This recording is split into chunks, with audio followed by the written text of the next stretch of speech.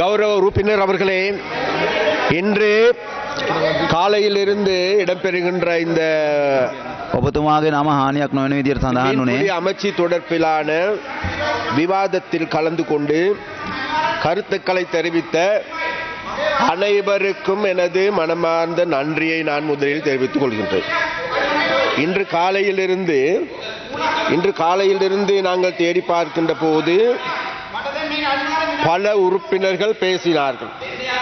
பல உறுப்பினர்களை எடுத்து பார்க்கின்ற பொழுது அவர்கள் அனைவராலும் முன்வைக்கப்படுகின்ற கருத்துக்களை நாங்கள் மிகவும் நல்ல முறையில் அவதானித்தவனாக ஒவ்வொரு பிரச்சனைகளுக்கும் எதிர்வரும் காலங்களிலே நாங்கள் இவைகளை கண்டு தீர்வினை வழங்குவதற்கு ஏதுவான நடவடிக்கை எடுக்கிறேன். அதே போன்று விசேடமாக இன்றைக்கு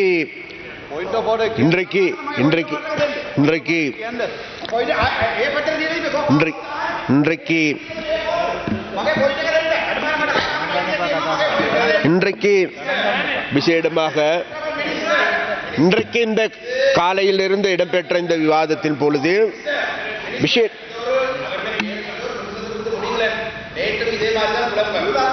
அதாவது உங்களோட குழப்பங்களை கொண்டு உங்களோட மாவட்டத்தில் வச்சுக்கொள்ளுங்க, அவங்களோட வீட்டுக்குள்ள வச்சு கொள்ளுங்க, அல்ல உங்களோட வீட்டுக்குள்ள வச்சு கொள்ளுங்க.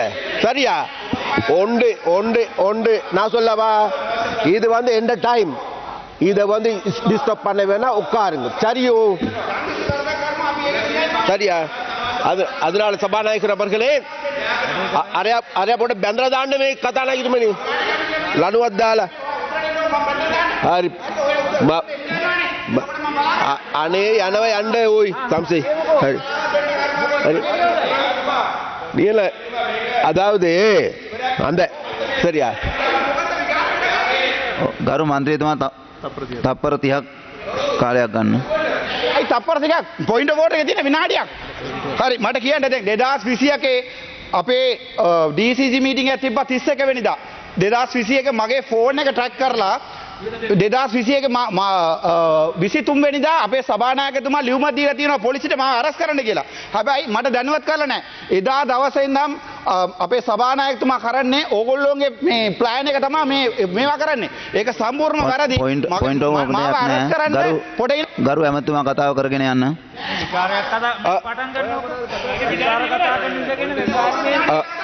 கௌரவ உறுப்பினர் அவர்களே, இன்று காலையிலிருந்தே இடம்பெற்ற இந்த விவாதம் நல்ல முறையில் இடம்பெற்று சொல்கின்றது. அப்ப நல்ல முறையில் இடம்பெற்று செல்லுகின்ற போது இப்பொழுது எங்களுக்கு காணக்கூடியதாக இருக்கின்றது, இதில் அந்த என்னமோ அந்த சிவன் பூசையில் கரடி பூந்த மாதிரி ஒரு சில கரடிகள் பூந்து விளையாடுவதையும் காணக்கூடியதாக இருக்கின்றது. அப்ப அதனால வேண்டி விசேடமாக நாங்கள் ஒரு விடயத்தை சொல்ல வேண்டும். ஏன் கேட்டால், இன்றைக்கு காலையிலிருந்து இடம்பெற்ற விசேடமாக கௌரவ ஜிஜி பொன்னம்பலத்தை எடுத்துக்கொண்டாலும் சரி, அவர்கள் இந்த அமைச்சு சுடற்பிலாக உரையாடுகின்ற போது நல்ல யோசனைகள் முன்வைத்தார்கள். அதே போன்று இங்கே திலீப் வேதாராய்ச்சி எடுத்துக்கொண்டாலும் சரி, எதிர்கட்சியில் இருக்கின்ற ஏனைய உறுப்பினர்கள் எடுத்துக்கொண்டாலும் சரி, எங்களுடைய ஆளும் கட்சி உறுப்பினர்கள் எடுத்துக்கொண்டாலும் சரி, விசேடமாக மட்டக்களப்பை சார்ந்த உறுப்பினர்கள் எடுத்துக்கொண்டாலும் ஒருவரை தவிர மற்றவர்கள் எல்லோருமே மிகவும் நல்ல ஆணித்தரமான கருத்துக்களை முன்வைத்திருக்கிறார்கள். அந்த கருத்துக்களில் இருந்து ஒரு விடயம் தெரிகின்றது. கடைசியாக பேசிய எங்களுக்கு எல்லோருக்கும் ஆக்டர் அப்புவாமி என்கின்ற ஒரு எம்பி பேசினார். அவர் பேசுகின்ற பொழுது எங்களுக்கு எல்லோருக்கும் காலையிலிருந்து நான் பார்த்து கொண்டிருந்தேன். காலையிலிருந்து அவர் இதில் கலந்து கொள்ளவில்லை. காலையிலிருந்து இருக்கவில்லை. மாலை இப்பொழுதுதான் வந்தார். வந்தவுடன் ஏதோ இரவு முழுவதும் தூங்கி முழித்தவன் போன்று பேசிக்கொண்டு ஓடுகின்ற ஒரு போக்கு இருக்குது. ஏனென்றால் காலையிலிருந்து நாங்கள் பார்க்கின்ற பொழுது, இந்த விவாதம் இடம்பெறுகின்ற பொழுது, இந்த விவாதத்தில் கருத்துக்கள் வருகின்ற பொழுது, அந்த கருத்துக்கள் தொடர்பாக எதிர்வினையாற்றிய சம்பந்தமாக எங்களுடைய பாராளுமன்ற உறுப்பினர்கள் அவைகளுக்கு பதில் வழங்கினார். அவ்வாறு வழங்கி இருக்கின்ற போது மறுபடியும் அதே வார்த்தைகளையும் அதே குற்றச்சாட்டுகளையும் வெறுமனே முன்வைக்கின்ற நபர்களாகவே இன்றைக்கு விசேடமாக அந்த எதிர்க்கட்சியை சார்ந்த உறுப்பினர்கள் இருக்கின்றார்கள். அதனால் நான் ஒரு விடயத்தை சொல்ல வேண்டும் இந்த இடத்தில். என்னவென்றால் விசேடமாக நான் இன்றைக்கு இந்த அமைச்சை பொறுப்பேற்று இன்றைக்கு 4 மாதங்கள் தான் ஆகுகின்றது கௌரவ உறுப்பினர் அப்படி. ஆனால் இப்பொழுது இந்த அமைச்சு இந்த பாராளுமன்ற உறுப்பினர்கள் பேசுவதை பார்க்கின்ற பொழுது என்னமோ கடந்த காலம் முழுவதும் நாங்கள் தான் இதில் ஆட்சி பீடத்தில் இருந்தது போன்றும் நாங்கள் தான் இந்த மீன்பிடி அமைச்சை செய்தது போன்றும் இவர்களால் எங்கள் மீது குற்றச்சாட்டுகள் முன்வைக்கப்படும். அதனால் அது தொடர்பாக நான் அலட்டிக் கொள்ளப் போவதில்லை. ஏன்னா ஒரு கதையும் சொல்வேன்னா, தூற்றார் தூற்றட்டும் போற்றுவோர் போற்றட்டும் நான் செல்லும் வழி நேர்வழியாகட்டும் என்ற சித்தாந்தத்தின் அடிப்படையில் எனக்கு நம்பிக்கை இருக்கின்றது. இவர்கள் என்ன கேடு கட்டு என்னத்தை சத்தம் போட்டாலும் கூட விசேடமாக இன்றைக்கு மீனவர்களுடைய பிரச்சனை சம்பந்தமாக, கடற் தொழிலாளர்களுடைய பிரச்சனை சம்பந்தமாக, அது வடக்கா கிழக்கா தெற்கா என்றல்ல, மீனவர்கள் தொடர்பாக மிக ஆழமான தேடலை நாங்கள் செய்து வருகிறோம். கடந்த 4 மாதங்களாக இங்கு இருக்கின்ற உறுப்பினர்கள் ஒரு விடயத்தை தெரிந்து கொள்ள வேண்டும். இந்த அமைச்சை நாங்கள் பொறுப்பேற்கின்ற பொழுது, அதாவது சிஎஃப்சி என்கின்ற சிலோன் பிஷரிஸ் கோர்பரேஷன் எடுத்துக்கொண்டாலும் சரி, நெக்ஸா நிறுவனத்தை எடுத்துக்கொண்டாலும் சரி, சீனோர் எடுத்துக்கொண்டாலும் சரி, நோட்ஸி எடுத்துக்கொண்டாலும் சரி, எங்களின் கீழ் இயங்குகின்ற, எங்களுடைய அமைச்சின் கீழ் இயங்குகின்ற 6க்கு அதிகமான நிறுவனங்கள் இருக்கின்றது. அந்த அனைத்து நிறுவனங்களுடைய செயற்பாடுகளையும் மீளாய்வு செய்து அங்கிருக்கின்ற அதிகாரிகளோடு ஆழ்ந்த உரையாடலை செய்து அவர்களோடு சேர்ந்து இன்றைக்கு நாங்கள் இந்த மீன்பிடித்துறையை, கடல் தொழிலை கட்டியெழுப்புவதற்கான புதிய வேலை திட்டத்தை நாங்கள் தயாரித்திருக்கோம்.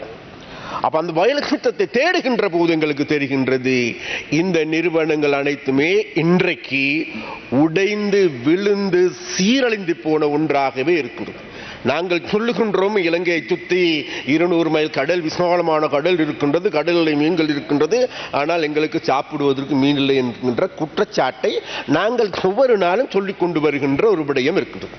ஆனால் நாங்கள் தேடி பார்க்கின்ற பொழுது அதற்கே உரிய அமைச்சுக்கள் இருந்தது, நிறுவனங்கள் இருந்தது.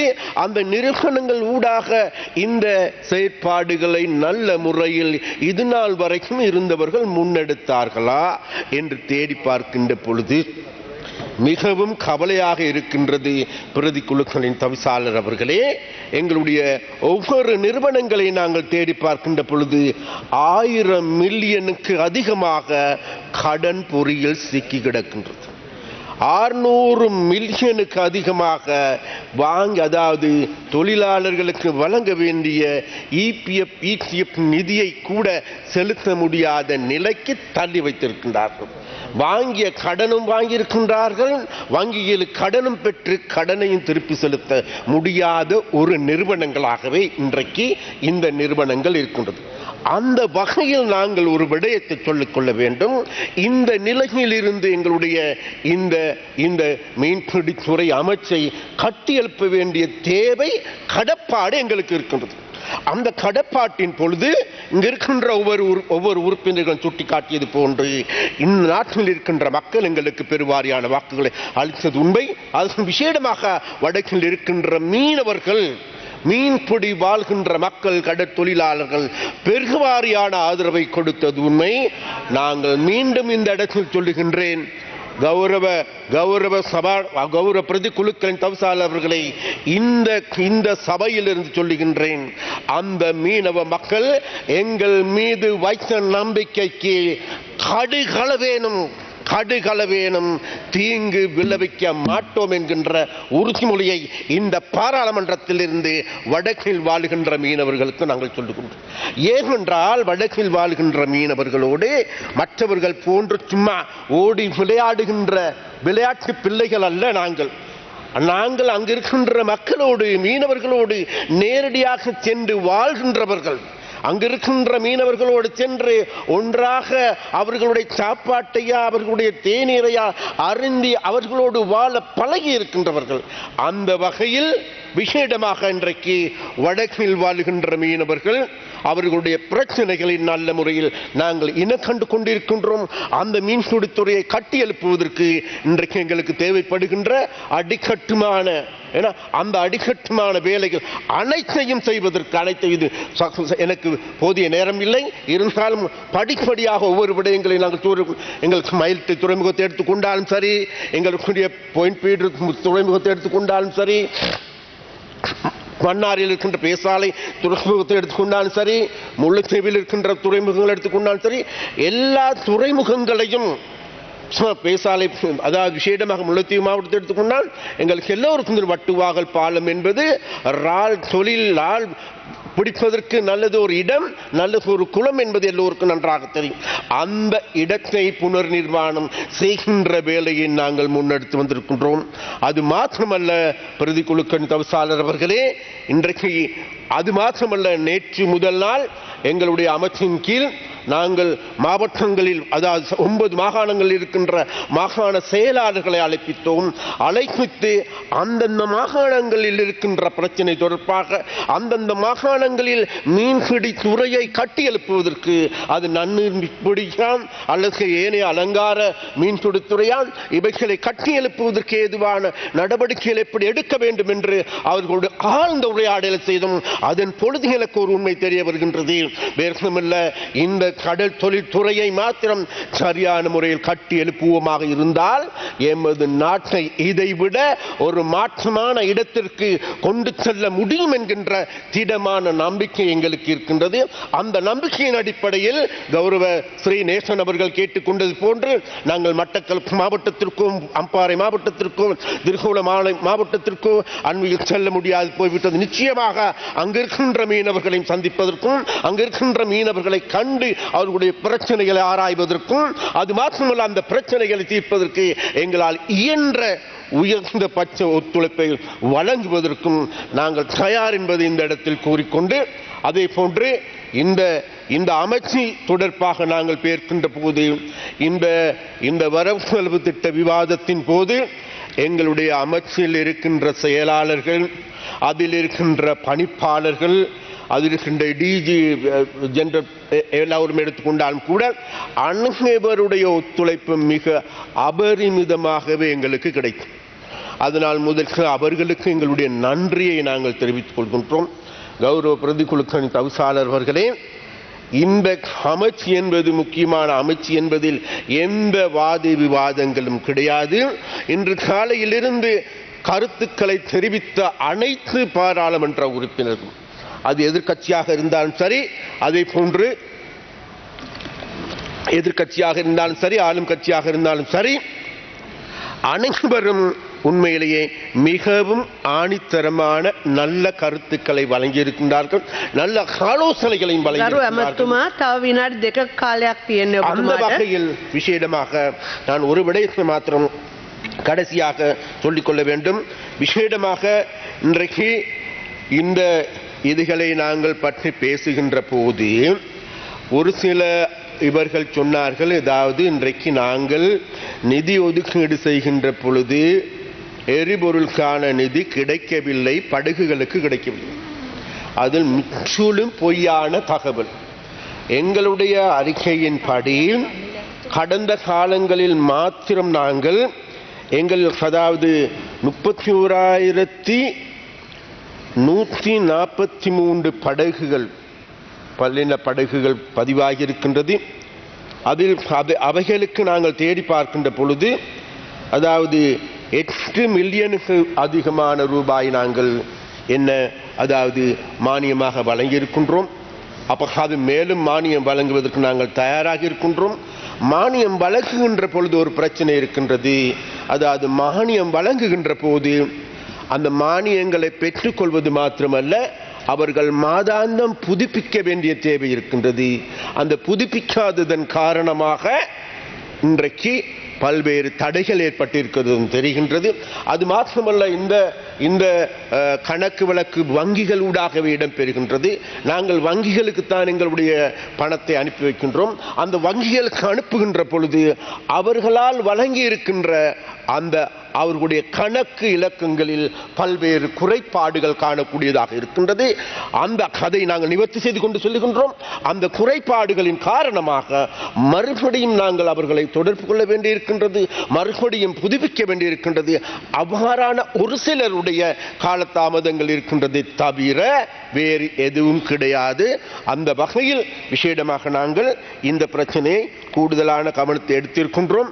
அது மாத்திரமல்ல, மேலும் மில்லியன் 3000க்கு அதிகமான மில்லியன் ரூபாய் மிச்சம் இருக்கின்றது.